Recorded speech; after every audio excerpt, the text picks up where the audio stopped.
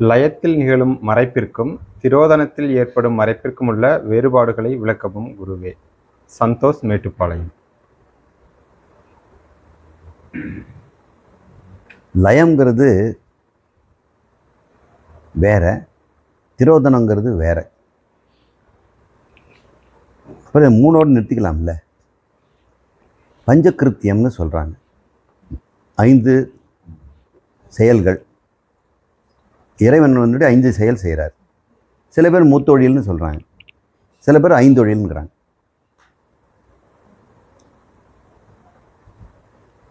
அப்போ முத்தொழில்னா என்ன? கேள்வி கேட்டு கவனிக்கல. முத்தொழில்னா என்னங்க? படைத்தல், காத்தல், அழித்தல். சின்ன குழந்தையிலே சொல்லி கொடுக்குறதா. 5 தொழில்னா என்னது? அப்போ இன்னும் 2 எக்ஸ்ட்ரா சேரணும். அது மறைத்தல், அருளல்ங்கிறாங்க. இது அழித்தல், இது மறைத்தல். அதை வந்து பிரளயத்தை லயம்ங்கிறோம். இப்போ மறைத்தல் இது. இந்த ஜகத் சிருஷ்டியில் இருக்கக்கூடிய தொழிலை வந்து சிருஷ்டி சிதி லயம் அப்படின்னு புரிச்சிடும். ஜீவன் கிட்ட 2 செயல் நடக்குது. புரியுதுங்களா? இப்போ நான் சொல்கிறது, ஜீவன் கிட்ட மறைக்கிறார், மறுல அவரை வந்து மறைப்பை நீக்கிறார். இதுதான் பஞ்சகிருத்தியம். அந்த லயம் வேற, இங்கே இருக்க திரோதனம் வேற. திரோதனங்கிறது வந்து அழித்தல் கிடையாது, மறைத்தல். நம்முடைய புத்தியில் விருத்தி இல்லாமல் வச்சிருக்கிறார்.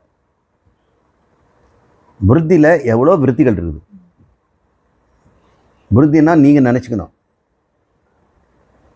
எல்கேஜிலையும் என்னென்ன படிச்சிருக்கீங்களோ அத்தனை புத்தியில் இருக்குது இல்லையா? எப்படி இருக்குது அப்படின்னா அது பேர் விருத்தியில் இருக்குதுன்னு அர்த்தம்.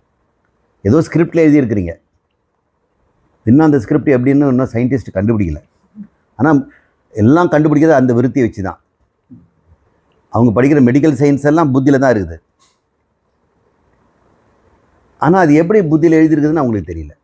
நீங்கள் என்ன ChatGPTயில் கேளுங்க, how memory encrypted in brain. தேட தெரிஞ்சவனுக்கு பதில் கிடைக்கும். அது கொடுக்குது.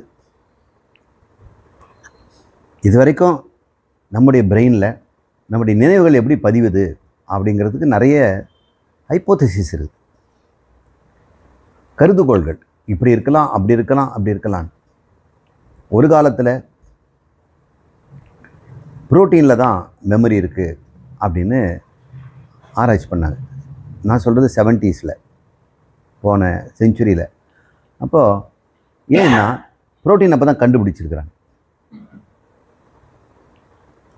புரோட்டீன் வந்து எத்தனை விதமாக, அப்போ நம்ம புரோட்டீன்லாம் 2ஆக தான் பண்ணோம், ஆல்புமின், குளோபுலின். நீங்களும் ஸ்கூலில் அப்படி தான் படிச்சிருக்கீங்க. புரதங்கள் 2 வகை, ஆல்புமின் அண்ட் குளோபுலின். அப்படிலாம் கிடையாது. அது மேஜர் கிளாசிஃபிகேஷன். புரோட்டீனோட சுகர் கூட இருக்கலாம், கிளைகோ புரோட்டீன்.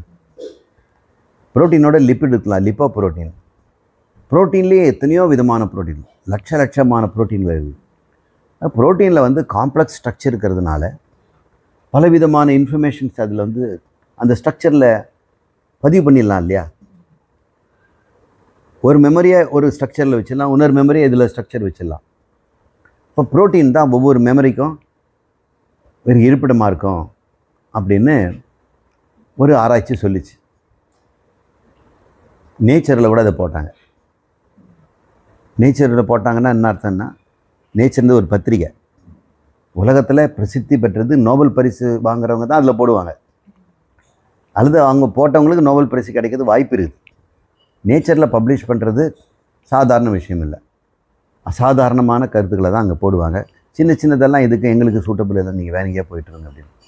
Break through. அப்போது அவங்க சொன்னாங்க புரோட்டீன் தான் மெமரி அப்படின்னு சொல்கிறாங்க. அப்போ விருத்திங்கிறத புரோட்டீன் நினச்சிக்கிட்டாங்க. அதுக்கு என்ன ப்ரூஃப் அப்படின்னா, புரோட்டீனை உண்டாக்காமல் இருக்கிறதுக்கு சில மருந்துகள்லாம் இருக்குது. நம்ம உடம்புல புரோட்டீன் உண்டாகாமல் இருக்கிறது தடுக்கிறதுக்கு சில மருந்து இருக்குது. ஆன்டிபயாட்டிக், சில ஆன்டிபயாட்டிக் அப்படி இருக்குது. இதை கொடுத்துட்டு ரேட்டுக்கு ட்ரைனிங் கொடுக்குறாங்க. அந்த மருந்து இல்லாததுக்கும் ரேட்டுக்கு ட்ரைனிங் கொடுக்குறாங்க. புரோட்டீன் தடுக்கிறதுக்கு ஒரு ரேட்டு, இன்னொன்றுக்கு புரோட்டீன் நார்மலாக உண்டாகிற ரேட்டு, ரெண்டுத்துக்குமே ஒரே ட்ரைனிங் கொடுக்குறாங்க. ஆனால் இது மறந்து தொலைக்குது, இது ஞாபகமே இல்லை, இது சட்டுன்னு கற்றுக்குது. புரோட்டீன் தான் மெமரி அப்படின்னு சொல்லிட்டாங்க. இது குறித்து நேச்சரில் ஆர்குமெண்ட் வந்தது. அந்த ஆர்குமெண்ட்டு மெட்ராஸ் யூனிவர்சிட்டியில் எங்களுக்குள்ளேயும் வந்துடுச்சு. அங்கே நடந்தால் இங்கே இடி முழங்கும். ஒரு கோஷ்டி புரோட்டீன் தான் சொல்லிச்சு. நான் நிச்சயமாக கிடையாது, நேச்சர்லேயே போட்டிருக்கார் பெரிய இவர் புரோட்டீன் சொன்னால் அவர் ஒத்துக்க மாட்டேங்கிறார்.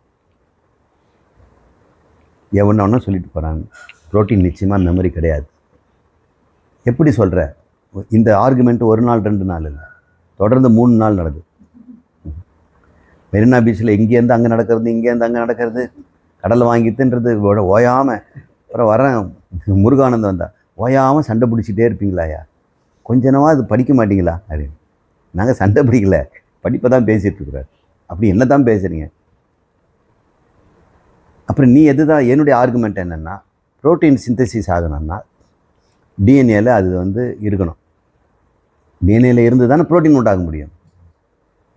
சரி, அப்போ டிஎன்ஏல அப்போ மெமரி இருக்கணும் இல்லை? நீ கற்றுக்கிட்டது தான் புரோட்டீனில் உண்டாகுதுன்னா அது டிஎன்ஏ தானே வரணும். அப்போது நம்மக்கிட்ட டிஎன்ஏல எல்லாமே கற்றுக்கிட்டது விஷயம் இருக்கணும் இல்லை? அது வெளிவரத்துக்கு புரோட்டீன் தேவைப்படுது. அப்போ வெளியே இந்த இன்ஃபர்மேஷன் உள்ளே கற்றுக்கிட்டேன்னு எப்படி சொல்ல முடியும்? அவனுக்கு புரியவே இல்லை நான் சொல்கிறது. உங்களுக்கு புரிஞ்சிடுச்சு, உங்களுக்கு புரியுது. இப்படி இப்போ ஏதோ ஒரு விதத்தில் நம்ம அறிவெல்லாம் நம்முடைய நினைவு சக்தியில் என்கோடட் குறியீடுகளாக சமிக்ஞைகளாக இருக்குது இல்லையா? அதுக்கு நாம் கொடுக்குற பேர் விருத்தி. விருத்தி விருத்தம் அப்படின்னா எதிரும் புதிருமா இருக்குது. விருத்தி அப்படின்னு சொன்னால் வளர்தல், மிகைதல், கூடுதல் அப்படின்னு அர்த்தம். விருத்தம் அப்படின்னம்னா முரண்பாடு, விருத்த ஸ்வபாவம், முன்னுக்கு பின் முரணான குணங்கள் அப்படின்னு. இருட்டும் ஒளியும் போல. விருத்த அப்படின்னா வயோதிகம், முதிர்ந்தவர், முதிர்ச்சி அப்படின்னு. விருத்த விவகாரக, விருத்த விவகாரில் விருத்த விவகாரம்னா முதியோர் சொற்கள். அதே வார்த்தை தான் இங்கே விருத்தி. இப்போ அதனால் ரெண்டும் குழப்பிக்கூடாது. விருத்தங்கிறத ஒரு இடத்துல முதியோர், அறிவில் சிறந்தவர்கள், நிறைய விருத்தி உடையவர்கள் அப்படின்னு எடுத்துக்கணும். இப்போ சொல்லுங்கள், இந்த மெமரி நினைவுங்கிறது விருத்தி ரூபமாக இருக்குது பிரெயினில். அதில் எப்படிப்பட்ட விருத்தி இருக்குது ஒருவனுக்கு? இங்கே வா தேவதத்தா, உன் நினைவில் என்னென்ன இருக்குதுன்னா, எல்கேஜிலேருந்து படித்தது இன்னைக்கு வரைக்கும் இருக்குது சார் அப்படின்னு. அதை வைத்து நீ என்ன, நீ யார் அப்படின்னு கேட்டோம்னா, இவ்வளவும் அறிந்தவன் சார் அப்படின்னு. இந்த அறிவு தானே அவன் சொந்த அறிவை மறைக்குது. நான் பிரம்மம்னு தெரியல இல்லை அவனுக்கு. அறிவை மறைக்குது. தவறான அறிவு சரியான அறிவை மறைக்குது. அப்போ அவித்யான்னு ஒன்றும் கிடையாது. மிஸ்டேக்கன் ஐடென்டிட்டி, தவறான அறிவு. கயிறை பாம்பா பார்த்துட்டோம், பாம்பும் ஒரு அறிவு தானே, பாம்பா தான் அறிஞ்சு வச்சிருக்கிறானே. இன்னொருத்தன் போய் பாடுறான்னா ஒன்றும் இல்லைங்கிறான். இவன் பாம்பை பார்த்தவன் அறிவுடையவன் தானே இல்லை? இன்னொருத்தன் அந்த ரூமில் பார்த்து பாம்பம் காண ஒன்றும் காண, இவன் சும்மா பயப்படுறான். இப்போ அவனோட இவன் மேல், இவன் பாம்பாவது பார்த்தான், அதான் கயிறை பார்த்துருக்குறான். இப்போ கயிறினுடைய அறிவையும் பாம்பின் அறிவையும் அறிவுன்னு தான் சொல்கிறோம். ஆனால் ஒன்றை அறியாமன்றோம், ஒன்றை அறிவுங்கிறோம். எதன் அடிப்படையில்? சரியா தவறுங்கிறதுல தான். சரியான அறிவு, தவறான அறிவு எதுவுமே அறியாமல் சொல்ல முடியும். தவறான அறிவு அவ்வளவுதான். அது பேர் தான் மறைப்பு, அது பேர் தான் ஆவரணம்.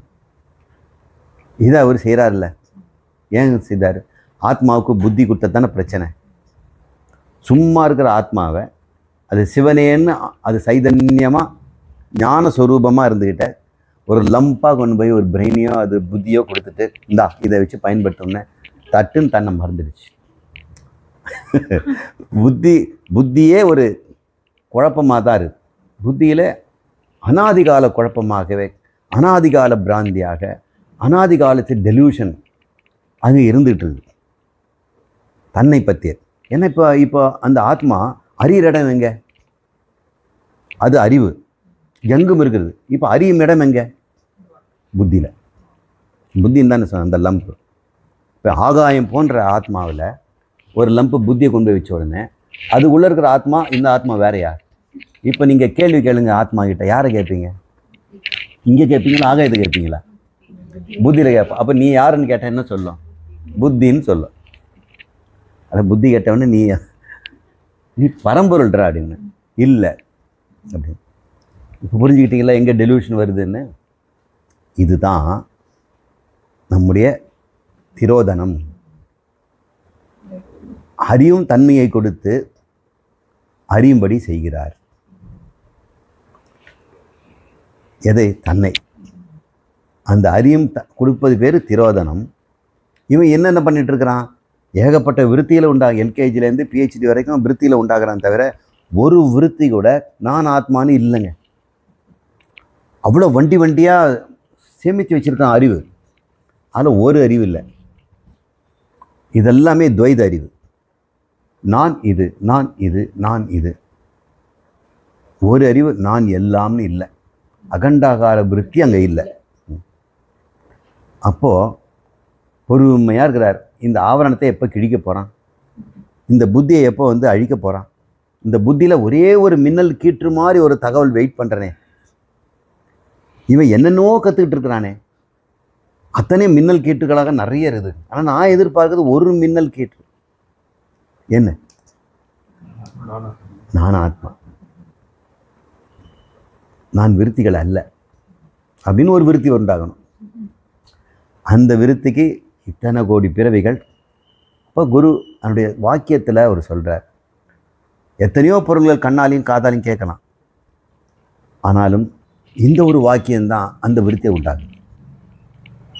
உண்மையில் நீ புத்திக்கு அப்பாற்பட்டவன், சரீரத்துக்கு வேறானவன், கோஷங்களுக்கு வேறானவன் அப்படின்னு அவர் சொன்ன முடியுமே. அவன் அப்போ அதே புத்தியில் ஒரு புதிய ஒரு ஒளிக்கீற்று ஞான தீபம் எரிகிறது. அதுக்கப்புறம் அனைத்து அனர்த்தங்களும் அனைத்து விருத்திகளும் பயனற்று போகுது. எல்கேஜின்னு பிஹெச்டி வரைக்கும் படித்த அத்தனை விருத்திகளும் தண்டம். இவ்வளோ கஷ்டப்பட்டு இவ்வளோ படித்தோமே, கடைசியில் நம்ம இதெல்லாம் ஆனந்தத்துக்கு தான் இத்தனையும் படித்தோம். நான் தேடின ஆனந்தம் நான் அல்லவா? 10ஆவன தேடுறதானே எல்கேஜிலேருந்து பிஹெச்டி வரைக்கும் தேடிட்டு இருக்கிறான். சில பேர் தேடிட்டு 5ஆம் கிளாஸ்லேயே முடிச்சிடுறாங்க, இனிமேல் முடியாது. இவன் பிஹெச்டிக்கு அப்புறம் தேடுறான். அப்புறம் கடைசியில் பார்த்தா தொடங்க இடத்துலே இருக்குது. இப்போ அந்த விருத்திகள் தான், கண்ட விருத்திகள் தான் ஆவரணம். அகண்டாகார விருத்தி தான் அருளல் அப்படின்னு பேர். இது 5 கிருத்தியங்கள் வந்துடுச்சா? சிருஷ்டி, சிதி, லயம், திரோதனம், அனுக்கிரகம். இது பேர் அனுக்கிரகம். இது 5 தொழிலும் அவர் தான் செய்கிறார். 3 தொழில் அவர் பண்ணுறாரு. இந்த திரோதனத்தையும் நாம் செய்துக்கிறோம். அனுக்கிரகத்தை அவர் குருவாக செய்கிறார். சிருஷ்டியம் பண்ணிட்டு ஜீவனாகவும் இருந்து குருவாக அவர் தன்னை விடுவித்துகிறார். இது பேர் லீலைன்னு பேர். இந்த 5 தொழிலும் லீலைகள். குருஜி அவர்களுக்கு வணக்கம். கீதையில் 7ஆம் அத்தியாயத்தில் பாரம் பிரகிருதி மற்றும் அபாரம் பிரகிருதி என்று தன்னை பற்றி கிருஷ்ணர் கூறுகிறார். இதை அவரது ஸ்வரூபமாகவோ அல்லது சுவாபகமாகவோ எடுத்துக்கொண்டால் பிரம்மத்தின் லட்சணத்தை புரியல, முதல்ல படிங்க. கீதையின் 7ஆம் அத்தியாயத்தில் பாரம் பிரகிருதி மற்றும் அபாரம் பிரகிருதி. பான் போட்டுக்கார, பரம்னு போட்டிருக்காரு. பாந்த போட்டிருக்காரு.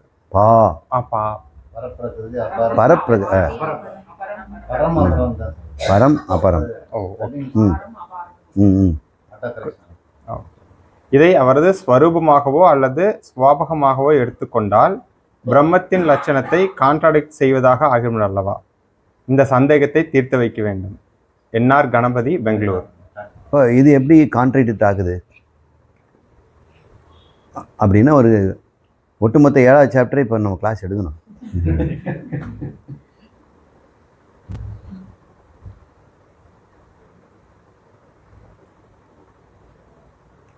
சரம் அக்ஷரம், சரபிரம்மம் அக்ஷர பிரம்மம் அப்படின்னு உபனிஷத்தில் இருக்கு. அதை பகவான் பரம் பிரகிருதி அபரம் பிரகிருதின்னு சொல்கிறாரு. இப்போ சரம் அப்படின்னா என்ன? அழியக்கூடியது.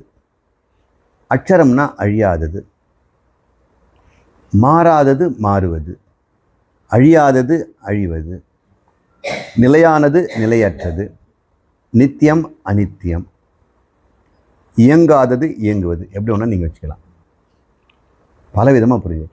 இப்போ அக்ஷரம் சரம், பரம் பிரகிருதி அபரம் பிரகிருதி. இப்போ இதில் என்ன சந்தேகம் வருது? இப்போ பிரகிருதிங்கிற சொல்லால் தான் இப்போ வந்து சிக்கல் வருது. பிரகிருதினா இவர் வந்து ஏதோ ஒரு மைதா மாவு மாதிரி அதை பிசைஞ்சு ரொட்டியெல்லாம் செய்கிற மாதிரி இந்த பிரம்மம் பிரகிருதியை வச்சுட்டு தான் செய்யுது.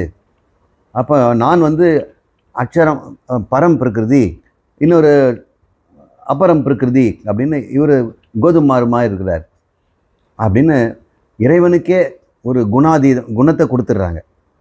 இப்போது சகுன பிரம்மம் அப்படின்னு அவங்க நினச்சிக்கிறார். இப்போ பிரம்மத்தினுடைய இரண்டற்ற நிலைக்கு ஒரு ஒரு ஒரு ஹானி உண்டாகுமே, அது குற்றம் உண்டாகுமே அப்படின்னு அவர் சரியாக புரிஞ்சிக்கல. இங்கே பிரகிருதிங்கிற வார்த்தையை நாம் உண்மையான பிரகிருதிங்கிற வார்த்தையில் எடுத்துக்கூடாது. இந்த பிரகிருதி இந்த சொல்லுக்கு நிறைய அர்த்தம் இருக்குது. இப்போ நம்ம பேசுகிற டைட்டில் டாபிக் இருக்குது இல்லையா? இப்போ எதை பற்றி பேசிகிட்டு இருக்கிறோம்? பிரம்மத்தை பற்றி பேசுகிறோம். இதுக்கு முன்னாடி நினைவை பற்றி பேசிகிட்டு இருந்தோம். அப்போ அது ஒரு பிரகிருதி, இது ஒரு பிரகிருதி. பிரகிருதினா எடுத்துக்கொண்ட டாபிக்னு ஒரு அர்த்தம் இருக்குது. பகவத்கீதையில் அவர் சொல்லிட்டதை நாம் உடனடியாக நமக்கு வேதாந்தம் படிச்சுட்டு பிரகிருதின்னா உடனடியாக மைதாமாவுக்கு போயிடக்கூடாது. சிருஷ்டிக்கு வேண்டிய ஒரு உபாதான பொருளாக நினச்சிக்கூடாது, இனர்ட் ஆப்ஜெக்டாக நினச்சிக்கூடாது. அப்போனா ஒரு உயர்ந்த இனர்ட் ஆப்ஜெக்ட், பரம் பிரகிருதினா உயர்ந்த இனர்ட் ஆப்ஜெக்டு, அப்புறம்னாக்கா கொஞ்சம் மட்டமான ஆப்ஜெக்டுன்னு ஆகிடும். நல்லா ஜலிச்ச மைதாமாவு, இது வந்து ஜலிக்காத மைதாமாவு அப்படின்னு நினச்சிக்கூடாது. பிரகிருதிங்கிறது தலைப்பு, எடுத்துக்கொண்ட விஷயத்தினுடைய கூறு அப்படின்னு. அப்போ பிரம்மம் தன்னை 2 தலைப்பில் பார்க்குது. நான் 2 தலைப்பில் இருக்கிறேன், 2 விஷயங்களாக வெளிப்படுகிறேன். ஒன்று பரம், இன்னொன்று அபரம். இப்போ பிரகிருதி எப்படி நீங்கள் புரிஞ்சுக்கிறீங்க? Matter of discussion, the means of recognition, the way of understanding அப்படின்னு படுத்துவோம். அந்த இடத்துல தான் அந்த பிரகிருதி. நிறைய மொழிபெயர்ப்புல பகவத்கீதையில சொல்லும்பொழுது அவங்க பிரகிருதிங்கிறத ஒரு உபாதான காரணங்கிற அடிப்படையில் அவங்க நினச்சி கன்ஃபியூஸ் பண்ணிக்கிறாங்க. அப்படி இல்லை. சகுனம் நிர்குணம், நான் நிர்குணமாக இருந்து கொண்டு சகுனமாக இருந்து சிருஷ்டி செய்கிறேன் அப்படின்னும் போது அந்த சகுனத்தை வந்து பரப்பிரகிருதி என்னும், நிர்குணத்தை வந்து நிர்குணத்தை பரப்பிரகிருதி என்றும் சகுனத்தை அபரப்பிரகிருதியும் என்று சொல்கிறார். இதில் எந்த கான்ட்ரடிக்ஷனும் கிடையாது. வணக்கம் குருவே.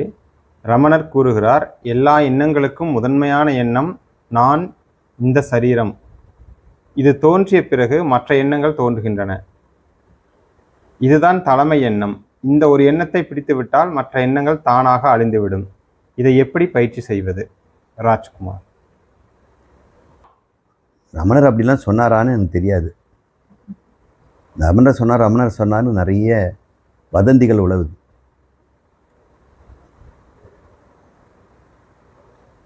நான் என்பது ஒரு எண்ணம். முதல்ல நான் அப்படின்னு எண்ணிட்ட பிறகு அதுக்கப்புறம் இன்றைக்கி நடந்து வெளியே போகலாமா அப்படின்னு 2வது எண்ணம்லாம் வர்றதில்லை. ஒரு பேச்சுக்காக சொல்கிறோம். நான் என்கின்ற ஒரு உரிமையாளன் இல்லாமல் எண்ணங்கள் இருப்பதில்லை அப்படின்னு சொல்கிறார். நீங்கள் வந்து சைதன்யம், ஞானஸ்வரூபம். அது எப்போ நீங்கள் பார்க்க முடியும்? நீங்கள் எந்த நேரத்தில் அப்படி இருப்பீங்க? எந்த நிலையில் நீங்கள் வந்து சைதன்யம் மாத்திரமாக இருக்கிறீங்கன்னா எப்பவுமே அப்படி தான் இருக்கிறீங்க. ஆனால் ஏதோ ஒன்று மறைக்குது, விருத்திகள் தான் மறைக்குது. இந்த விருத்திகளை பேர் எண்ணம்னு பேர். அமைதியாக கண்ணை மூடிட்டு ஒருத்தர் தியானம் பண்ணுறார். அதில் அவருக்கு எண்ணம் எதுவும் இல்லை. எதுவும் இல்லாமல் அவர் தன் உணர்வில் அப்படியே இருக்கிறார்.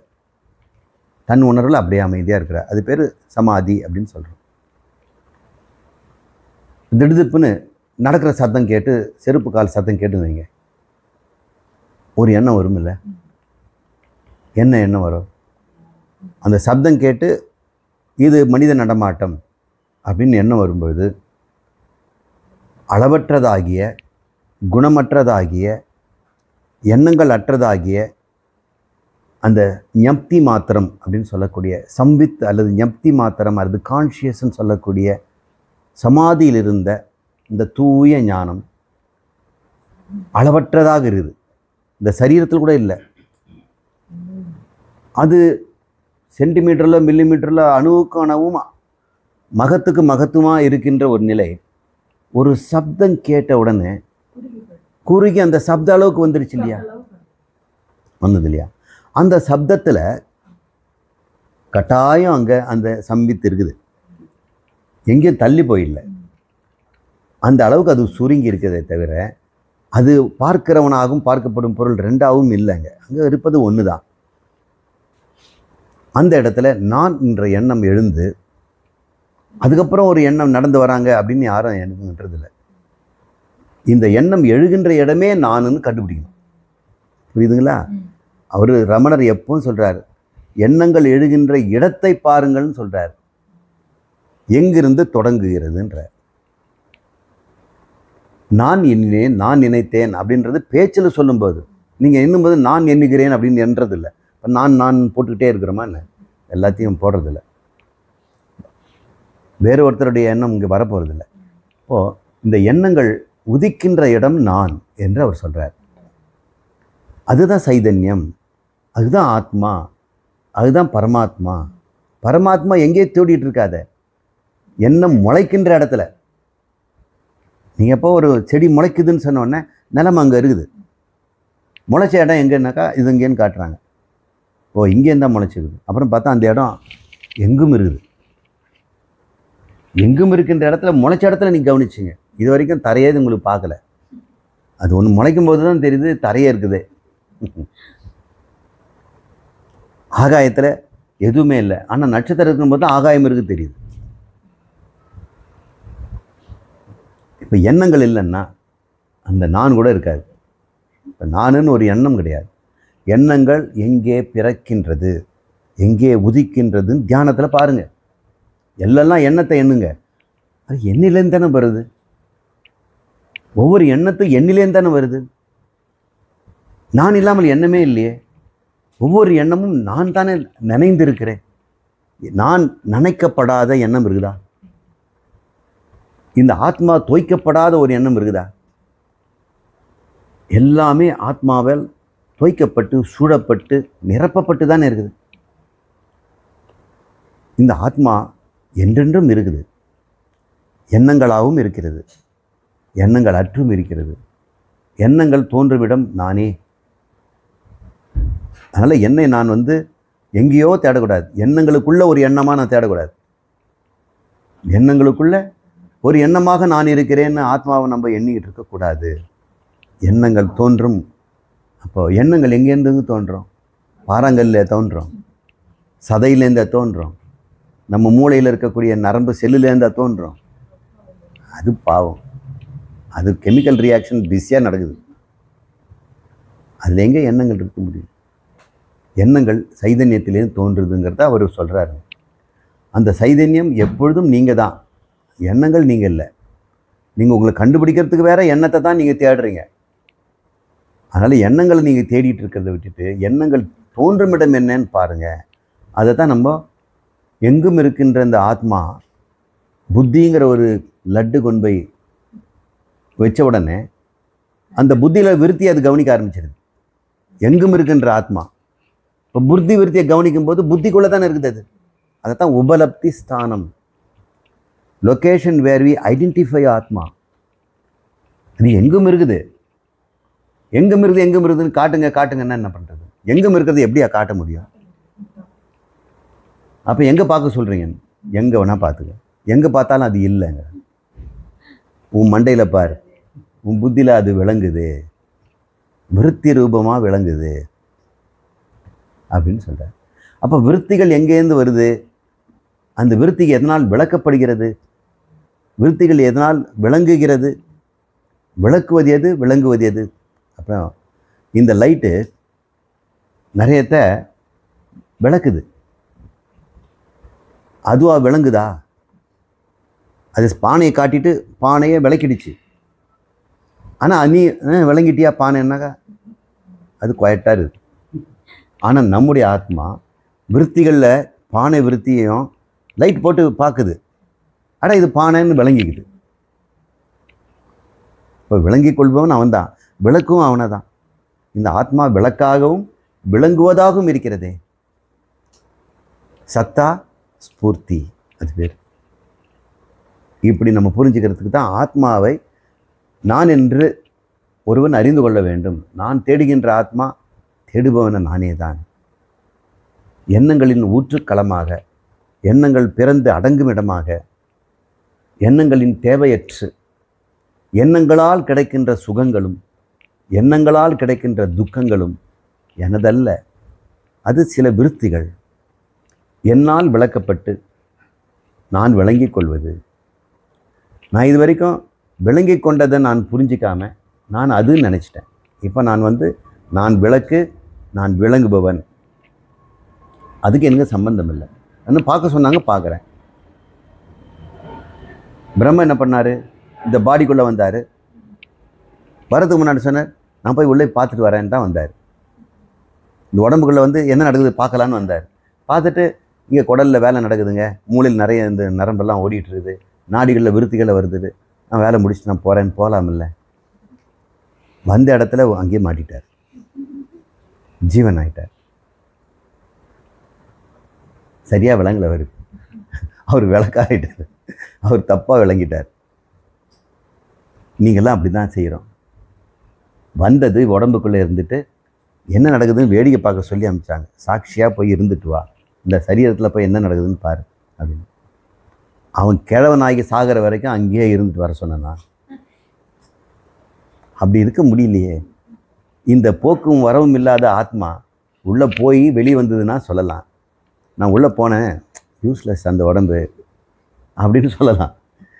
அந்த மைண்டுக்குள்ளே போனேன், ஐயோ தாங்க முடியல அப்படின்னு அந்த ஆத்மா சொல்லலாம். அப்படி சொல்லவே மாட்டேங்க. போனவன் போனாண்டி, திரும்பி வரவே மாட்டேன். இப்படி தான் இந்த ஆகாயம் மாதிரி இருக்கிற இந்த ஆத்மா எல்லார் சரீரத்துக்குள்ளும் மாட்டினது மாதிரி மாட்டிக்கிட்டு இருக்குது. விஷயம் மட்டும் தெரியல. உங்களுக்கெல்லாம் விஷயம் தெரியுது. இப்போ பரப்பிரகிருதியை முடிச்சிட்டோம், அபரப்பிரகிருதியை முடிச்சிட்டோம். அப்புறம் என்ன கேள்வி என்னதுங்கிறது?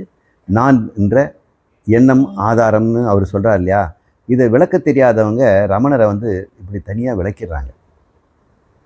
அதனால் சொல்கிறாங்க, உதாரணம் சொல்லுவாங்க, நீங்கள் தூங்கி எழுந்தவொடனே நான் என்ற எண்ணம் தான் முதல்ல வருதுங்கிறாங்க. குருநாதர் திருவடிகளே சரணம். மனத்தினால் நினைக்க வேண்டியது என்ன என்பதில் ஒரு குழப்பம். மனம் நான் இல்லை என்று சாஸ்திரம் கூறும்போது பகவான் கீதையில் மன் மனா பவ என்று தன்னையே மனதினால் நினைக்கும்படி கூறியிருக்கிறாரே. ஆண்டாலும் வாயினால் பாடி மனத்தினால் சிந்திக்க என்று தானே பாடியிருக்கிறார். மனம் நான் இல்லாத போது இதனால் என்ன பயன்? ஸ்ரீகாந்தன், கனகரத்னம். மன்மனா அப்படின்னா மத்மனா அப்படின்னு அர்த்தம். அது சந்தி என்ற புணர்ச்சி விகுதிப்படி மத்து மாவோட சேரும் மன்மனா அப்படின்னு. என்னை நினை அப்படின்றார், பிரிதை நினைக்காதே அப்படின்னு சொல்கிறார். ஒரு பயிற்சி அபியாசம் தரார். மனதை என்னால் கட்டுப்படுத்த முடியலையே, நான் எப்படி ஆத்மாவை நான் இருப்பேன், நான் எப்படி நினைப்பேன் அப்படின்னு நம்ம கேட்குறோம். அதுதான் அவருடைய கேள்வி இல்லையா? மனதை என்ன பண்ணுறது, எதை நினைக்க சொல்கிறது? இறைவன் என்னை நினைங்கிறாரு. இப்போ ஆத்மா கிட்ட மனசு கேட்குது, நான் எதை நினைக்கிறது அப்படின்னு கேட்குது. ஆத்மா என்ன சொல்லும்? என்னை நினைன்னு தானே சொல்லணும். இப்போ பகவான் கிருஷ்ணர் வந்து என்னை நினைன்னா இந்த புல்லாங்கல் ஊதிக்கிட்டு இருக்கிற இந்த பீதாம்பரதாரியை பற்றி என்னையே பார்த்துட்டு அப்படின்னு அவர் சொல்லலை. ஆத்மாவாக அவர் பேசுகிறார். அர்ஜுனா, நான் தான் ஆத்மா, பரம்பொருள், நான் பரமாத்மா பேசுகிறேன், நீ என்னை நினை அப்படின்னு அர்த்தம். மறுபடியும் அவர் உடம்பை பார்த்து உன்னையே பார்த்துட்டு சொல்கிறியா அப்படிங்கிற மாதிரில இருக்கு. இப்போ மனதுக்கு அணுச்சிந்தனம்னா, நான் எப்படி ஆத்மா, நான் எப்படி அளவற்றவன், நான் எப்படி அழியாதவன், நான் எப்படி மாறாதவன். இவர் குருநாதர் மாட்டம் அவர் சொல்லிட்டு போய் நீ மாறாதவன், அழியாதவன், அளவற்றவன்கிறாரு. இங்கே நான் பார்த்தா இவ்வளோ உடம்பளவு தான் இருக்கிறேன், உடம்பு மாறிக்கிட்டே இருக்குது, நானும் மாறிக்கிட்டே இருக்கிறேன். இது அது கஷ்டம் நஷ்டம் வந்தால் என்கிட்ட வந்து தாங்க முடியாத கஷ்டங்களும் எல்லாம் வந்துகிட்டே போகுது, மாறிக்கிட்டே இருக்கிறேன். மாறுபவனாகவும் அளவுடையவனாகவும் துக்க சொரூபமாகவும் இருக்கிறேன். இவர் சொல்லிட்டு போயிட்டாரே. எங்கும் இருப்பவன்னு சொல்கிறாரு, நான் இங்கே தான் இருக்கிறேன். எவ்வளோ முயற்சி பண்ணால் அந்த உடம்பு விட்டு வெளியவே போக முடியல, இந்த தோலை விட்டு நான் நகர முடியல என்னால். அது எப்படி நான் அப்படின்னு யோசனை பண்ணணும் இல்லை? அதுதான் வீட்டு பாடம். நீ ஆத்மான்னு சொல்லியாச்சு, நீ தேடிட்டு இருந்த கொடுத்தாச்சு, இது தானா அப்படின்னு கேட்குறீங்கன்னா நீ ஆராய்ச்சி பண்ணிப்பார். நீ தான் இதை கேட்ட, நீ தானே தொலைச்சேன்னு சொன்னேன். இந்த வாட்சு தானா நீ தொலைச்சது அப்படின்னு நீ தான் ஆராய்ச்சி பண்ணி பார்க்கணும். உன் செல்ஃபோனை தொலைச்சிட்ட, நான் கொண்டாந்து கொடுத்துட்டேன். நீ என்ன பண்ணணும்? உங்கள் செல்ஃபோனான் தானே நீங்கள் ஃபிங்கர் பிரிண்ட்டை வச்சு நீங்கள் பார்த்து உங்கள் டேட்டாலாம் இருக்குதான்னு தான் பார்த்து வெரிஃபை பண்ணணும்ல. அப்போது நீங்கள் பிரம்மம், ஆத்மா, அழியாதவர், மாறாதவர் அப்படின்னு சொன்னால் நீங்கள் என்ன பண்ணணும்? அவர் சொல்லிட்டார், எனவே நான் மாறாதவன் அப்படின்னு அழக்கூடாது. ஏன் அழறீங்க அப்படின்னா, மாறாவதுன்னு நான் உண்மைதான், ஆனால் அழையம் வருதே, அது வேறு டிபார்ட்மெண்ட், இது வேறு டிபார்ட்மெண்ட். இப்போ புத்தியில் கொண்டு வந்து ஒரு பொருளை வச்சுக்கிறது, மனசில் வேறு ஒன்று வச்சுக்கிறது, இப்படி இருக்கக்கூடாது. ஒவ்வொருவரும் என்னை பற்றி நினையுங்கள் அப்படின்னா ஆத்மாவாக அவர் சொல்கிறார். நான் ஆத்மா என்றால் நான் ஏன் அழிகிறேன்? நான் ஆத்மா என்றால் நான் மரணத்தை குறித்து ஏன் வருத்தப்படுறேன்? நான் ஆனந்தம் என்றால் நான் எதுக்கு கடையில் போய் ஆனந்தத்தை காசு கொடுத்து வாங்குறேன்? நான் ஆனந்தம் என்றால் எனக்கு ஆனந்தம் பறிபோச்சேன்னு ஏன் துன்பப்படுறேன் அப்படின்னு நீங்கள் யோசிக்கிறீங்க இல்லையா? இதுதான் மன்மனா. என்னையே நினைத்து கொண்டிரு. செய்யணும் இல்லை? அப்புறம் செய்துகிட்டே இருந்தால் எவ்வளோ நாள் செய்வீங்க? எத்தனை நாளைக்கு செய்வீங்க? மாறாதவன் நானுங்கிறது உறுதியாகிற வரைக்கும் செய்யணும் இல்லை? அழியாதவன் நானுங்கிறது உறுதியாகிற வரைக்கும் செய்யணும் இல்லை? ஆனந்த ஸ்வரூபம் நானுன்னு நீங்கள் உணர்வு வரை செய்தாகணும் இல்லை? அது பேர் தான் மனனம், அது பேர் தான் நிதித்தியாசனம். சிரவணத்தில் காட்டி கொடுத்தாச்சு, இதுதான் உன் செல்ஃபோன்னு சொல்லி ஆயிடுச்சு. நீங்கள் தான் அதை ஆன் பண்ணி சார்ஜ் போட்டு ஆன் பண்ணி இது எந்த தானா இல்லை இன்னொருத்தர் கொடுத்துட்டீங்களா அப்படின்னு நீங்கள் தான் வெரிஃபை பண்ணணும். ஸோ நான் குரு அதான் பகவான் சொல்கிறாரு, நீ என்னையே நினைத்து கொண்டிரு. ஆத்மாவை பற்றி எப்படி நினச்சிக்கிட்டே இருக்கிறது? நான் பிரம்மம் பிரம்மம்னு சொல்கிறதா? பிரம்மத்தினுடைய தன்மை என்னிடம் ஏன் இல்லை? இல்லாதது போல் நான் ஏன் நான் நினைக்கிறேன்? சாஸ்திரம் சொல்கிறது எப்படி நியாயம் அப்படின்னு நீங்கள் தான் கண்டுபிடிக்கணும். அது அநியாயம் சொல்லுதுன்னா நீ போயிடு, துவைதத்துக்கு போய் எங்கேயாவது போயிடு. நீ ஏன் இந்த கிளாஸுக்கு வர? அப்போ வெறும் பொழுதுபோக்கு வரக்கூடாது. நான் ஆத்மான்னு சொன்னால் இதில் சந்தேகம் நீங்கும் வரை ஒரு சம்சயமும் இருக்கக்கூடாது. நான் ஆத்மாவை நல்லா படிச்சுனா ஒரு சந்தேகம் கிடையாது. எத்தனை 10 மார்க் கொஷின் கேட்டாலும் சொல்லிவிடுவேன், 2 மார்க் கொஷின்னு சொல்லுவேன் அப்படின்னு பதில் எழுதக்கூடாது. உங்களுக்கு நீங்கள் பதில் சொன்னீங்களா? உங்களுக்கு உங்களுடைய மனசுக்கு நீங்கள் சொன்னீங்களா? புத்திக்கு நான் மார்க் போடல, மனசுக்கு தான் நான் மார்க் போடுவேன். குருநாதர் உன் புத்தியை டெஸ்ட் பண்ணிவிட்டு மார்க் போடுறதுக்கு இல்லை, உன் மனசில் இருக்கக்கூடிய இந்த கார்பண்ய தோஷம், கிருப்பனா, அந்த அழுமூஞ்சித்தன்மை, எல்லாத்தையும் பரிதவித்த துன்பம், கண் அகல விரிச்சு எதெல்லாம் சுருட்டலான்ற எண்ணம், அப்புறம் கண்ணில் இருக்கிற கோபம், யாரையும் அழிச்சிடணும், பகை, இதெல்லாம் இதுக்கு தான் மார்க்கு. இங்கே மாற்றம் வந்ததா? இது ஆத்மாவா? ஆத்மாவுக்கு எதுக்கே கோபம்? ஆத்மா எதுக்கு பயம்? ஆத்மா எது விரக்தி? ஆத்மா என்ன பறி போச்சு? நிறைய பேருக்கு பறிபோன துக்கம். அப்படியே லீவ் விட்டு ஸ்கூல் ஆரம்பித்தோன்னே இந்த லீவு மூடு பறிபோன துக்கம் அப்படியே நெஞ்ச கவ்வும். அந்த ஸ்கூல் பேக்கை பார்க்கும்பொழுதெல்லாம் இந்த பக்கம் விளையாடுற ஷூவை பார்க்கலாம், கிரிக்கெட் பேட்டு பந்து, இந்த பக்கம் பார்த்து வீட்டு பாடம். அவனை ஃபோன் பண்ணி கேட்டோம்னா நான் எப்பயும் முடிச்சிட்டேனே அப்படிங்கிறான். படுபாவிகள் எல்லாரும் ஹோம்ஒர்க் செய்துட்டாங்க, நான் மட்டும்தான் கடைசி நாளா அப்படின்னு அவனுக்கு இதான் ஆத்மாவா? அப்போ நம்ம விசாரித்து நான் உண்மையான ஆத்மா என்றால் நான் இதற்கு ஏன் வசனப்படணும் அப்படின்னு நம்ம யோசனை பண்ணி பார்க்கணும். இப்படி யோசனை பண்ணுறது பேர் தான் நிதித்தியாசனம். அதுதான் மன்மனா அப்படின்னு பேர். எல்லாரும் விசாரித்து பண்ணி பார்த்து நிரூபணம் பண்ணுங்க. குருஜி நமஸ்காரம். நாம் ஆழ்ந்த உறக்கத்தில் இருக்கும் பொழுது ஆனந்தத்தில் இருக்கிறோம். விழித்தவுடன் உலக விவகாரங்கள் வந்து விடுகின்றன. விழிப்பு நிலையில் ஆனந்தமாக இருப்பது எங்கனம்? நாராயணசாமி, கரூர்.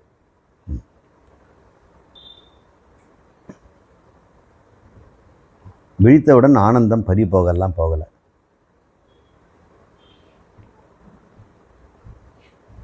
ஆனந்தம் எப்போ இருந்துகிட்டே தான். இது ஒரு பாவனை, நனவில் ஒரு பாவனை. அந்த பாவனையை இப்போ நம்ம பார்ப்போம். ஆனந்தத்துக்கு எதிர்ப்பதம் எதுவும் இல்லைங்க. சுகத்துக்கு எதிர்ப்பதம் இருக்குது, மகிழ்ச்சிக்கு எதிர்ப்பதம் இருக்குது, இன்பத்துக்கு எதிர்ப்பதம் இருக்குது. ஆனந்தத்துக்கு நம்ம சொல்ல முடியாது. கூடுதல் குறைச்சல் ஒன்றா சொல்லலாம். கூடுதல் ஆனந்தம், குறைச்சல் ஆனந்தம், அவ்வளோ வேணாலும் சொல்லலாம். அடுத்த ஆனந்தமய கோஷத்தை நம்ம மயட் விகாரம் அப்படின்னு ஒரு சொல்கிறோம். சின்ன விகாரங்கள் நடக்குது அல்லது மயட் பிராச்சுரியம் அப்படின்னு சொல்லலாம். இந்த ஆனந்தம் நனவில் பறிபோகவே கூடாது. அதுக்கு என்ன வழி? நனவில் என்ன பண்ணுறீங்க? நீங்கள் கர்த்தாவாயிட்டீங்கல்ல. கர்த்தானா அப்போ நம்ம போக்தா தானே அவன். அப்போ ஆனந்தம் ஏன் பறி போச்சு? நீங்கள் கர்த்தாவானதால் தான். கர்த்தா எதுக்காக ஆனீங்க? ஆனந்தத்துக்காக ஆனீங்க. நீங்கள் தான் ஆனந்தம். நீங்கள் ஏன் கர்த்தாவாகி ஆனந்தத்தை தண்ணீங்க? அப்போ ஆனந்தம் எவ்வளோ கிடைக்கும்? செய்த அளவுக்கு வரும். அப்போ நீங்கள் போக்தாவா? நீங்கள் துன்பங்களை தான் அனுபவிக்கணும். அதாவது துன்பங்கிறது குறைந்த ஆனந்தம். இந்த ஆனந்தம் குறையிறது தான் துன்பம். இப்போ துன்பம்னு ஒரு பொருளே கிடையாது. யாருக்குமே துன்பம்னு ஒன்று கிடையவே கிடையாது. ஆனந்த குறைபாடு தான் துன்பம்னு நினைக்கிறோம். எங்கே நீங்கள் ஆராய்ச்சி பண்ண துன்பம்னு ஒன்று கிடையவே கிடையாது. இந்த லெசர் ஹாப்பினஸ், இந்த அடிக்கவசி இல்லை, ஆனந்த பூர்த்தி இல்லை. தாய்மான ஆனந்த பூர்த்தி ஆகின்னு சொல்கிறார். அந்த பூர்த்த ஆனந்தம் இருக்குது, அதுதான் நம்முடைய சுயம். ஆனால் நனவில் கர்த்தாவாக இருக்கிறதுனால தான் நீங்கள் போக்தாவாக ஆகி, போக்தான்னா என்ன? ஆனந்தத்தை அனுபவிப்பவனாக ஆகிட்டீங்க. அனுபவித்து பிறகு கிடைக்கிறக்கூடிய ஒரு ஆனந்த நிலைக்கு போயிட்டீங்க. இப்போ பாருங்க, உங்களை கர்த்திருவம் தானே உங்களை போக்தா ஆக்கி ஆனந்தத்தை இழக்க வச்சது. அப்போ நீ கர்த்தாவாக இருக்கக்கூடாது. நனவு வந்த உடனே கர்த்தாவாக இருக்கக்கூடாது, அதே சமயம் போக்தாவும் இருக்கக்கூடாது. அது எப்படி சார் முடியும்? அப்போ கர்மத்தை ரெண்டாக பிரிக்கலாமா? ரெண்டு விதமான கர்மம். ஆனந்தத்தை இழக்காத கர்மம், ஆனந்தத்தை இழந்து தேடும் கர்மம் அப்படின்னு ரெண்டு விதமான கர்மம் வச்சுக்கலாமா? மனிதர்கள் எல்லாம் ஆனந்தத்தை இழக்காமல் கர்மம் செய்கிறாங்க. சில ஞானிகள். அஞ்ஞானிகள் ஆனந்தத்தை தொலைத்து ஆனந்தத்தை உற்பத்தி பண்ணுறாங்க. இப்போ கர்மங்கள் ரெண்டு விதமாக மாறிடுச்சு. எவன் ஒருவன் ஆனந்தமாக கர்மம் செய்கிறானோ, ஒருத்தர் ஆனந்தமாக பாடி பாடி செய்துட்டு இருக்கிறான்னு வைங்க. நான் பார்த்தேன். நான் இருந்த ஒரு பழைய வீட்டில் பாண்டுரங்கன் ஒருத்தர் இருந்தார். அவர் பேர் பாண்டு. நாங்கள் கும்பிட்றது பாண்டுன்னு கூப்பிடுவோம். பாண்டுரங்கன். அவருக்கு என்ன நேரமும் பாடிட்டு இருப்பார். ராதே உனக்கு கோபம் ஆகாதடி அப்படின்னு பாடிட்டு இருப்பார். அவருக்கு அந்த தியாகராஜர் ஒருத்தர் பாடுவார்ல, எம்கே தியாகராஜரா பாகவ, அவர் பாட்டு ராதே உனக்கு கோபம் ஆகாதடி பாடுவார். இல்லைன்னா எம்ஆர் ராதா பாட்டு ஒன்று பாடுவார். எம்ஆர் ராதா பாடுற பாட்டுகள் அவருக்கு பிடிச்ச பாட்டெல்லாம் பாடிட்டு, ஆனால் ஒரு வேலை என்ன பண்ணிட்டு இருப்பார் தெரியல, பீடி சுருட்டுவார். மடியில் ஒரு முறம் வச்சுக்குவார். அந்த உள்ளே போட அந்த பீடிக்கு போடக்கூடிய அந்த புகையில இருக்கு இல்லையா, அது ஒரு தனி இலை. அது நம்ம புகையில கிடையாது, ஒரு தனி இலை. அது பீடிக்கு யூஸ் பண்ணுறது. அந்த இலை துண்டாக இருக்கும். அப்புறம் ஆள் இலை மாதிரி ஒரு இலை இருக்கும், அதுதான் பீடிக்கு பயன்படுத்தும். அதை நரம்பெல்லாம் ஒரு நாள் சீவுவார், ஈரத்தில் ஊற வச்சு ஷார்ப்பாக. ஒரு இழப்புலின்னு சொல்லுவாங்கள்ல தச்சர்கள், அந்த மாதிரி ஒரு தகடில் ஷார்ப்பாக இருக்கும். அழகாக சீவுவார். விரலையும் வெட்டிக்க மாட்டார், இலையும் கீற மாட்டார், நரம்பு மட்டும் எடுக்கிறது. பாடிக்கிட்டே இருப்பார். அந்த அந்த அழகாக லாவகமாக அடிக்கடி வைப்பார். நமக்கு அந்த இலையெல்லாம் எடுத்து அடிக்க அவருக்கு வச்சிடணும். அதுக்கப்புறம் அது காஞ்ச இலைங்கள்லாம் இந்த இதெல்லாம் காய வைக்குவார். காஞ்ச இலைங்களை கொண்டு வருவார். அப்புறம் ஒரு பீடிக்கு பிரித்தோம்னா ஒரு சதுரமாக வரும். அது வந்து ட்ரெப்பிசாய்டு மாதிரி இருக்கும். அதை அந்த தகடை வச்சு கத்திரிக்காய் டக் டக் டக்குன்னு வெட்டிடுவார். இது மாதிரி அந்த இலையெல்லாம் கீழே விழும், துண்டு இலையெல்லாம் விழும். இதெல்லாம் தனியாக போட்டு இந்த இலையெல்லாம் அடுக்கி வைக்கிறது நம்ம வேலை. அடுத்தது ஒரு இலையை எடுப்பார், அப்படி உருட்டுவார், அப்படி உள்ள இப்படி போடுவார். ஒரு அலகு ஒன்று வச்சுருப்பார், சின்னதாக இவ்வளோ தூரம் தான் இருக்கும். அதில் முனையை வந்து மடித்து வச்சுட்டு அப்புறம் ரெட் கலர் மெல்லிஸாக ஒரு நூல் இருக்கும், அது போட்டு கடன்னு சுற்றி அப்படி போட்டுருவார். கண்ணி வைக்கும் நேரத்தில் அதை அள்ளி இப்படி கோக்குறதுக்குள்ளே அவர் ஒன்று போட்டுருவார். ஆனால் பாட்டு ஓயாமல் இருக்கும். எனக்கும் ஆனந்தம், அவருக்கு ஆனந்தம். இதுதான் ஆனந்தத்தோட கர்மம் செய்யறது. இது மட்டும் பாட்டு இல்லைன்னு வைங்க, முதுகு வலிக்குது, அது வலிக்குது, இது முடிக்கல, அதை முடிக்கல, இது முடிக்கலன்னு. இப்போ கர்மத்தை நனவு வந்த உடனே நமக்கு ஆனந்தம் போயிட்ட மாதிரி நினைக்கிறோம். விவகாரத்தில் இறங்கினா ஆனந்தம் போகவே இல்லை. எப்பொழுது இந்த கர்மம் உனக்கு விளையாட்டாக மாறிடுச்சோ அது பேர் லீலா அப்படின்னு பேர். லீலையாக இந்த உலகத்தில் வாழ். எல்லா கர்மங்களையும், பல் துலக்கிறது, குளிக்கிறது, குழந்தை பெற்றுக்கிறது, அட்மிஷன் போகிறது, போஸ்ட் ஆஃபீஸ் போயிட்டு டெபாசிட் பண்ணுறது, என்னென்ன யார் யாருக்கு என்ன தொழில் இருக்குதோ அதை ஆனந்தமாக விளையாட்டாக செய்யணும். விளையாட்டாக செய்தோம்னா அந்த தப்பாக போயிடுமா? உங்கள் மனசு கிளியராகவும் சந்தோஷமாக இருக்கும்பொழுது வேலை எப்படி இருக்குன்னு நினைக்கிறீங்க? அக்யூரேட்டாகவும் இருக்கும், சுத்தமாகவும் இருக்கும், பூர்த்தியாகவும் இருக்கும், குறை சொல்லவே முடியாது. அப்படி இருக்கும். முணுமுணுத்துது, கஷ்டப்பட்டுட்டு முதுகு வலிக்குது, அது வலிக்குது, இவன் போகிறான், அவன் போகிறான், எனக்கு இந்த வேலையை கொடுத்துட்டாங்க அப்படின்னு நினைக்கும்போது அந்த வேலையில் நமக்கு விருப்பம் இருக்காது. எந்த வேலையாக இருந்தாங்க, பாடுறவனுக்கு கொடுத்தோம்னா சும்மா தானே பாடிட்டு இருக்க, இதை பண்ணுப்பா அப்படின்னு அவன் பண்ணிக்கிட்டே இருக்கிறான். விளையாட்டு வினையாட்டு, லைக்கு பதில் நை போட்டுருங்க. வினையாட்டு பண்ணோம்னா என்ன ஆகும்? உங்களுக்கு வெற்றி தோல்வி வந்துடும். ஏன்னா ஆனந்தம் இல்லை உங்களுக்கு. அப்போ அது முடிஞ்ச பிறகு தான் உங்களுக்கு ஆனந்தம். ஆனால் அது எப்பவுமே நீங்கள் நினச்ச மாதிரி வராதனால அது தோல்வியில் முடியும். ஆனந்தம் குறைவாக இருக்கலாம், கூடி குறைச்சி வரும். பிரியம், மோதம், பிரமோதம்னு மாறிக்கிட்டே இருக்கும். இப்போ சொல்லுங்கள், நனவு எப்படி வாழணும்? விளையாட்டா வினையாட்டா? நம்ம சொல்கிறோம் விளையாட்டு வினையாயிடும் ஜாக்கிரதைங்கிறாங்க. நான் சொல்கிறேன் வினையாட்டு விளையாட்டாகும். இது ரிவர்சிபிள் ப்ராசஸ் தானே. இது இப்படி ஆகணும்னா இப்படியும் ஆகலாம் இல்லை? அப்போ ஏன் இந்த கொடுக்கப்பட்ட அந்த வாழ்க்கையை விளையாடிட்டு இருக்கக்கூடாது? அப்போ பாருங்கள், விளையாட்டு முழுக்க ஆனந்தம் தான். நேற்று கூட அதான் சொன்னேன், டயரை தூக்கி போடுறது ஒரு விளையாட்டு. ஜிம்மில் இப்போல்லாம் டயரை போடுறதெல்லாம் தூக்கி போடுறது, ஸ்பேடில் பள்ளம் தோன்றதும் போடுறதுமே ஒரு விளையாட்டாக அவங்க செய்கிறாங்க. 1 மணி நேரம் 2 மணி நேரம் வேர்வை கொட்டை வந்துட்டு அப்புறம் ஷவரில் குடிச்சிட்டு வீட்டுக்கு வராரு. எங்கே போயிட்டு வந்து ஜிம்மு போனேன். என்னென்ன பண்ண ஜிம்மில்? நான் டயர் தூக்குனேன். தெருமுனையில் ஒருத்தர் டயர் தூக்கிட்டு இருக்கிறான். அவன் அது விளையாட்டு. அவன் சம்பளம் கிடைக்கலையே, காசு கிடைக்கலையே, இவன் காசை கொடுத்து டயர் தூக்குறான்.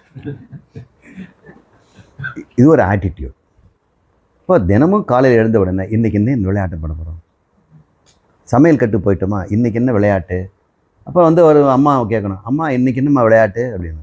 இன்றைக்கி ஆப்பண்டா, சரிம்மா நானும் விளையாடிடுறேன். எல்லாரும் அவங்க வேலையை விளையாட்டாக செய்யலாம் இல்லை. செருப்பு அருந்து போயிடுச்சின்னு சொல்லி அப்படியே மூஞ்ச துவக்கப்படுறாரு. அரிஞ்ச செருப்பில் இப்படி நடக்கிறது அது ஒரு விளையாட்டு. நடந்து பாருங்க, ரொம்ப ஜாலியாக இருக்கும். அது தேய்ச்சி தேய்ச்சி அது விழுந்து போகாமல் அந்த க்யூரட்டாக கட்டை விரலில் பிடிச்சி அனுபவம் தான் சொல்லுது. வீட்டில் வந்து அது ஆணியோ ஏதோ போட்டு சொருகிற வரைக்கும் நீங்கள் குழந்தையில் அதெல்லாம் நீங்கள் அருந்த செருப்பு நடந்தது இல்லையா, அழுதுருக்கீங்களா? ஆனால் வயசு வந்த பிறகு பாருங்கள் எல்லாமே வினையாயிடுச்சு இல்லை. விளையாட்டில் நம்ம செய்தது தானே விளையாட்டு. குழந்தையில சோறாக்குற விளையாட்டு. நான் வேலைக்கு போயிட்டு வந்து ஒரு செருப்பு போட்டு போவார் வெறுங்காலிலே அந்த குட்டி பையன். இவங்க வந்து சமையல் பண்ணுவாங்க. அப்புறம் பூஜை பண்ணுற விளையாட்டு, கல்யாண விளையாட்டு, இதையே தான் பெருசானதும் பண்ணுறாங்க. சமையல் பண்ணுறாங்க, கல்யாணம் பண்ணிக்கிறாங்க, வேலைக்கு போகிறாங்க. எல்லாம் வினையாகி போயிடுது. நாம் அதுதான் பால்யம், குழந்தை நிலையிலே இருப்போம். அது எல்லாமே நாம் விளையாட்டாக எடுத்துக்கோங்க. ஆரம்பத்துலேருந்தே விளையாட்டாக நம்ம எடுத்தோம்னா மனம் இந்த ஆனந்த லாகிரியில் இருக்கும் பொழுது உங்களுக்கு எப்படி பகைவன் வருவான்? நீங்கள் எங்கே கடன் வாங்க போகிறீங்க? இந்த பாண்டுரங்கன் தான் எனக்கு வந்து இந்த வினையை விளையாட்டாக்குறது எப்படின்னு. அவர் எந்நேரமோ அந்த அந்த செவரில் மோதிக்கிட்டு ஆடிக்கிட்டே பாடிக்கிட்டே வரிசையாக பாடிக்கிட்டு இருப்பார். சரி, இன்றைக்கி வேலை இல்லைன்னாக்கா என்ன பண்ணுவார்னா தண்ணி பிடிக்கிற பானையை எடுத்து வயிற்றில் வச்சுட்டு கடம் வாசிப்பார். அப்படி வாசிப்பார். அப்புறம் மீதி நேரத்தில் என்ன ஆகும், மாரியம்மன் திருவிழா வந்துடுச்சுன்னா பீடி வேலைன்னு நிறுத்திடுவார், கரகம் தூக்குவார். கரகம் தூக்கி அதுக்கு வேற ஆள் வந்துட்டாங்கன்னா புலி வேஷம் போடுவார். அதில் ஓடி அந்த வாரம் ஃபுல்லாக ஓடிடும். இந்த 18 நாளாக அந்த ஆடி மாதம் அவருக்கு பொழுது போயிடும். அவர் வாழ்நாள் முழுக்க விளையாடின நான் பார்த்துக்கிட்டே தான் இருந்தேன். கவலையே இல்லாத ஒரு மனிதனை நான் பார்த்தேன். பாண்டுரங்கன், உண்மையான பாண்டுரங்கன் தான். என் வாழ்க்கையில் அப்போ தான் கற்றுக்கிட்டேன், எல்லாம் விளையாட்டாக விளையாடிடுவோம். சரி, விளையாட்டு எப்பவுமே வெற்றி தான். பூர்ணம் பண்ணிக்கலாமா? ஓம் பூர்ணமத பூர்ணமிதம் பூர்ணாத் பூர்ணமுதச்யதே பூர்ணஸ்ய பூர்ணம் ஆதாய பூர்ணம் ஏவாவசிஷ்யதே. ஓம் சாந்தி சாந்தி சாந்தி. ஹரி ஓம் ஸ்ரீ குருப்யோ நமः. ஹரி ஓம்.